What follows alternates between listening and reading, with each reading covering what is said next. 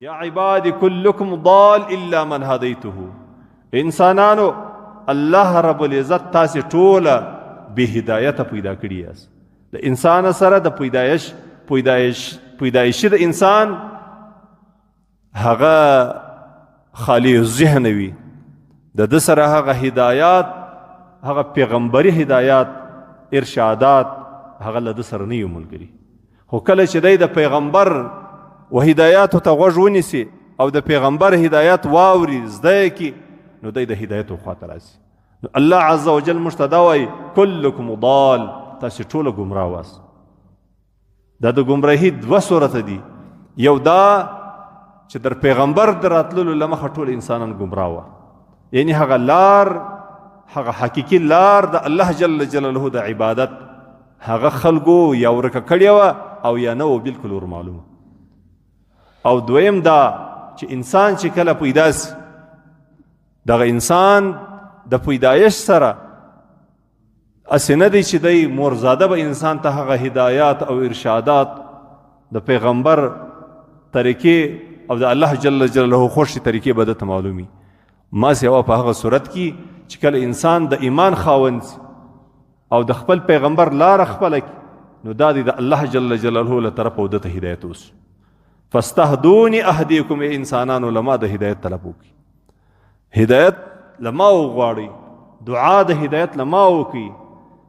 ځکه الله جل جلاله موږ او تاسو ته په قرآن عظیم شان کې داسې یو صورت الله رب العزت موږ او تاسو ته راکړی دی چې در دې لمخه نور امتو ته الله رب العزت داسې یو صورت چې ټول صورت هغه دعاوي الله رب العزت نو ورکړي، هغه سورت فاتحه الحمدلله شریفه ده.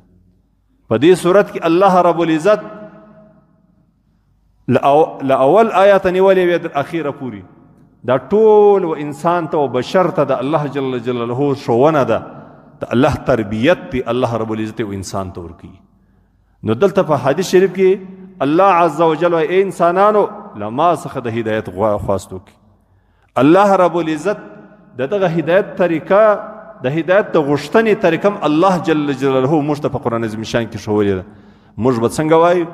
موږ به اول ور د الله تعریف کوو، د الحمد لله رب العالمین الرحمن الرحیم. الله حمد وي الله جل جلاله ته، رب العالمین لره د حمد وي، هغه مهربانه ذات، په دنیا او په آخرت کې مهربانه ذات. مالک یوم الدین، چې هغه مالک دی د ورځې د جزا، د قیامت د ورځې مالک څوک دی؟ الله جل جلاله دی. یا ملک یوم الدین، باچا دی د قیامت د ورځې، واکدار او اختیارمنو باچا د قیامت د ورځې د څوک دی؟ الله تبارک وتعالی دی. د دغه هدایت د دغه طریقه چا راوښول؟ الله جل جلاله راوښول. موږ په هر لمانځه کې زموږ لمونځ تر هغه وخته پورې صحت نه لري چې تر څو پورې موږ الحمدلله نه کې وایو. برای راست په خپل الحمدلله کې وایو، او که د امام په امامت کې وي تر څو تر هغه وخته پورې چې الحمدلله په دې امامت په لمانځه کې نه ویل سوی، دا لمونځ صحت نه لري.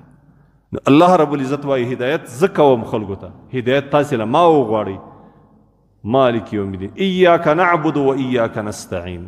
ووایاست دا رقم ووایاست چې موږ خالص د الله جل جلاله عبادت کوو او موږ خالص په ټولو چارو کې د الله جل جلاله څخه کومک مدد غواړو.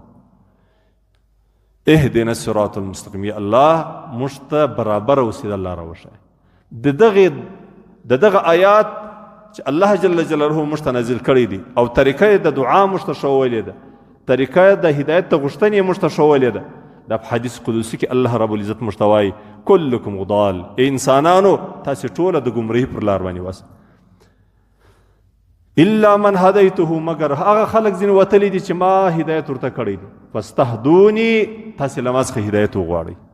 نو ځکه موږ په هر لمانځه کې، که فرض لمونځ دی، که نفل دی، که سنت دی، موږ په هر لمانځه کې د الله جل جلاله ته دا کلمات وایي اهدنا الصراط المستقیم، اهدنا الصراط المستقیم، اهدنا الصراط المستقیم.